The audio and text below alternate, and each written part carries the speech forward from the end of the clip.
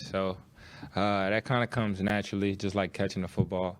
I mean, me and Adam throw the football every single day. So it's all about just practicing it, seeing it in practice, making sure everybody's on the same page. And when it comes to the game, I'm confident enough to make the play, make the throw, and yeah. You're never worried about like under a pressure situation, like being off target. No, never. You know who else is never worried under pressure about being off target? Is Keys. Yep. Judd's Keys, always cool, calm, confident, and mildly hungover. Yep. That's the key, too. That's the key. The key to Keys, his surly bear. He's Never drives. Never drives. No, never drives. He always puts the keys in the, I drive in keys the around. basket. Yep. No, he doesn't drive at all. He doesn't have a license. I chauffeur Keys. Got it taken away. That's why he doesn't I drive heard anymore. he does take Stella's phone though. 'Cause I heard his phone plan's been in and out. 'Cause I've gotten some calls from Stella too sometimes. Yeah. He's got some data problems, too much data, overages. I've always thought he had some data issues there. Yeah, he does have some data issues, no question about it. So this is Judd's Keys to a Vikings victory over a Detroit Lions team that has played many close games. This game scares me. I want Keys to talk me off this ledge here, please. Okay. All right. Forward Keys to a victory against the Lions on Sunday in Ford Field. Sent to me, looks like early this morning. Keys sleeping right now. So he's not to be bothered, okay? But I've got him. Key number 4. Actually, Phil is going to play it into what you're saying, but it's important. That key, assume nothing. Assume nothing. Now, I would imagine that the Vikings lost to San Fran on Sunday, and the Vikings' very narrow Week 5 win at home against Detroit would take care of this. But while the Lions have yet to win a game this season, Holy cow. Okay, the music is insanely loud for me. Is it loud for Keys too? Yes. Okay, can I we didn't know rip if it was can just we me just, or you. can we just rip the music please all together? Sure. Yeah. I have it at like a pretty low normal volume.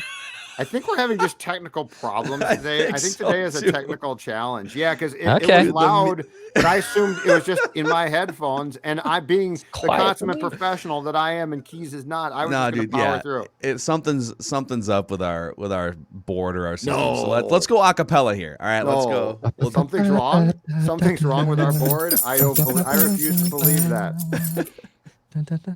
All right. Assume nothing. The Lions have yet to win a game this year. They do have one tie, but they're 0-2-1 in the last 3 weeks. They've been outscored by a total of, and Phil, this dovetails perfectly into what you've been trying to say all week long, a total in the past 3 games of 5 points. So, in other words, you need to come out and you need to go, especially offensively. This might sound like a broken record by now, full throttle. Like, you need to come out and destroy them. You don't need to come out and say, we're going to win.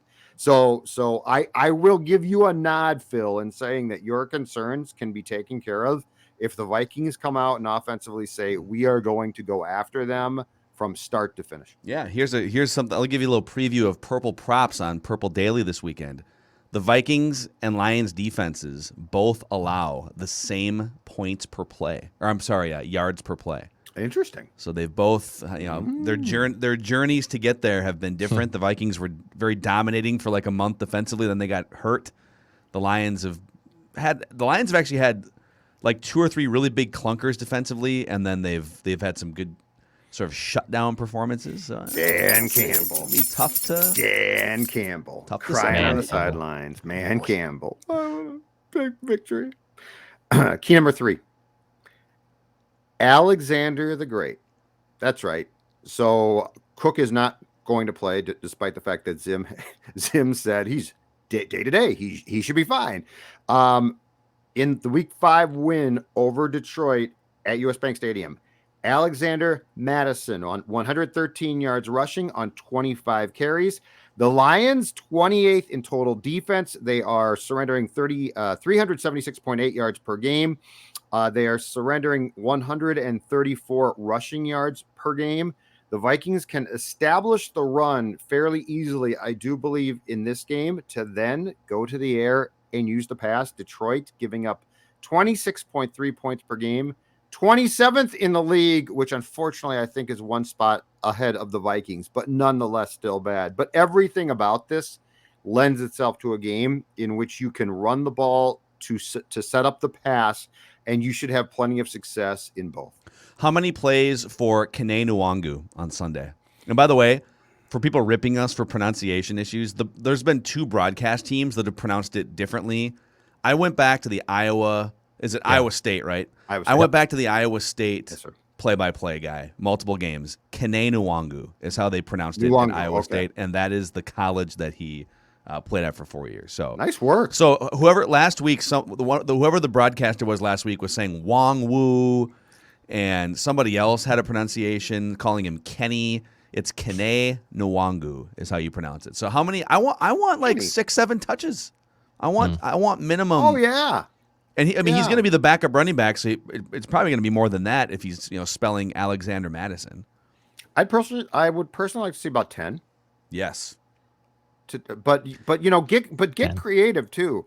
Like, don't just give him the rock, which I think he'll be fine with that. But like, get creative, come up with different ideas there. Like this guy is the type of guy who allows really smart offensive minds to be creative. So do that. Be creative. Paint a canvas. Don't just amen. Don't just do hand painting, finger painting. Amen. Key number 2 is sponsored by Federated Mutual Insurance Company. Get risky this weekend, Vikings fans. Risk management is what Federated specializes in. They're basically your offensive line against risks on defense that could impact your business. Think about how winter weather could negatively impact your business. You just want to make sure that your bottom line and your employees are protected at all times, and that's where Federated comes in with great resources, smart people. They have great relationships going back over 100 years with various businesses in the Twin Cities. Find out more about Federated's resources and people at federatedinsurance.com. And remember, at Federated, it's our business to protect yours. Key number 2, and these keys are largely based on one thing, because if the Vikings don't win this game, let me be very clear. The Vikings are going to have beaten the Vikings. Like, this is not going to be Detroit beat you. They played an unbelievable game. This is going to be you beat yourselves. Key number 2, be realistic, Zim. Be realistic, Zim. This is the type of game in which I think, to go back to the past 2 keys, I think the Vikings should be saying, we're going to put up points. Like, we're going to do our best defensively. I'm not saying you're not going to, okay? But we are going to put up points. This is a bad defense. Our offense, conversely, is good. And where Zimmer needs to be realistic is Pearson Tomlinson expected back. That should help. But that being said, this defense is still, at this point, not great. And so the realistic notion in this game is, how are you going to win? Like, what's going to be your calling card here? And it's offense. So I don't want to hear pregame speeches about, we allowed San Francisco too many rushing yards. Yes, you did. But you know what? I'm not shocked by that. So I don't want to hear like, this is going to be the game our defense comes back and really emphasizes that we're still good. I don't know. You might not be. I don't really care at this point. The realistic notion is, Mike, you're the football coach of a football team. And that team, their greatest strengths lie on the offensive side of the football. Embrace those and don't sweat something that's about your pride. Find the best way to win. You know what's amazing? Last week, the Vikings gave up over 200 yards rushing and over 30 points. And they still had at least 2 chances to win that game at the end, or to like tie it. They probably should have scored closer to 40 points, which is something they haven't done in 39 games. 39 games, the Vikings have scored 40 points in the game. It's only happened 4 times in Mike Zimmer's career, 8 years as head coach. I don't think you have to be a Kansas City Chiefs putting up 40 points a game like they did a couple of years ago. I'm not expecting, the 98 Vikings offense here, but This is one of the most talented groups of weapons. You got a capable quarterback. Let's put a 40 burger on the Detroit Lions and just end all hope for that miserable franchise on Sunday. Exactly. 3 touchdowns early, and then keep your foot on the gas. Yep. Let's make it happen. And if you Right. give up 21 points, you give up 21 points. That's fine. Yeah, whatever. And key number one, who haven't I mentioned yet? Oh, I know who I haven't mentioned yet. Captain Comeback. Kirk Cousins is coming off what I consider eye test wise to be his worst game of the year. I think the passer rating for him on Sunday was like his 3rd worst or something. But it was still 93. Yeah, Look at exactly. His passer rating, one of the top 5 of all time. But in Look at his stats. watching that game is a great test for Kirk, personally, in my opinion, because he threw the pick on his first pass of the second half, and he never recovered. Now, the problem with Kirk is, oh my God, is this going to continue to carry into the next game? Because we've seen that before too. And so this is the captain comeback time. This is the time that we need to see Kirk say, I allowed that pick to affect me and impact me far too much. And this next game, I'm going to go to my home state and I'm going to hand it to the team that I probably grew up loving, rooting for, seeing as a bunch of sack of losers, the Detroit Lions. He did. He probably did grow up a Lions fan, right? Yeah, which explains a lot. It So really does. It's not his fault. So you can see now you're on this. Kirk, it's not your fault. Kirk, it's not your fault. Don't you do this to me, Zim. Kirk, it's not your fault.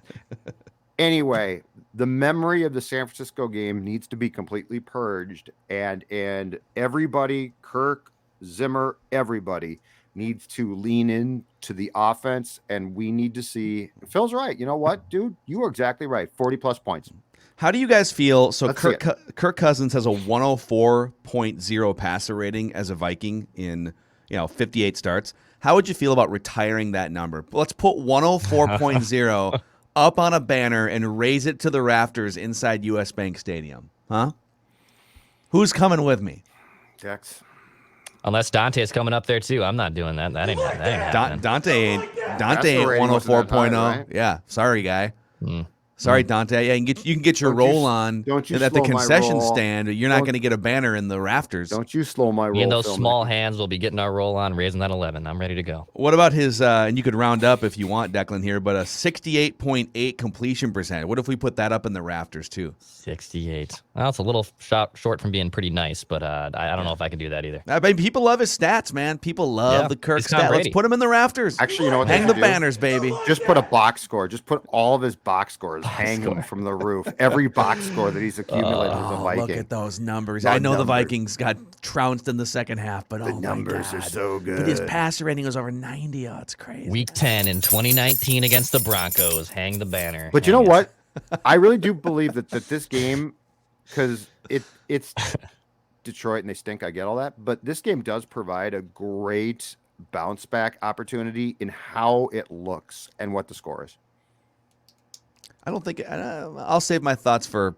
I think it provides a the really game good opportunity. predictions I think again. you should hammer. See I if think I've you should changed. hammer them. Hammer them, Phil. Hammer them. Hammer who? The Lions on Sunday. The Vikings should hammer them. Yeah, they're not Vi- going to. The Vikings should. I'm sorry, Keys. I know that Keys just went through this whole thing, but like, I think you might be you, right. Keys, and Declan need to check yourselves a little bit here. Okay. Dan Campbell has had 3 extra days to study the film, Well, I agree. I agree. They won't. They should.